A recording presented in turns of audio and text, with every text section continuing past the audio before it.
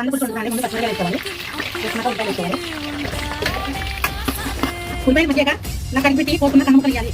కన్నుముక్కలు తిప్పేసి కడుపుని శుభ్రంగా ఇలా చిన్నగా కోసుకోవాలి. కొత్తిమీర 2 నిమిషాలు మగ్గనివ్వాలి. బాగా ఆయిల్ పట్టి ఇలా తీసి తీసుకోవాలి. కారం 3 టీ స్పూన్లు, పులుసు కాబట్టి 3 టీ స్పూన్లు వేస్తాను. మీరు ఉప్పు వేసుకోవచ్చు.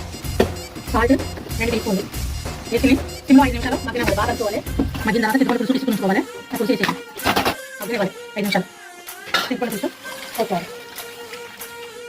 ఇంకా కరివేపాకు కూడా 2 గ్రాములు అలా పెట్టుకోవాలి. తర్వాత లాస్ట్ తీసేయచ్చు.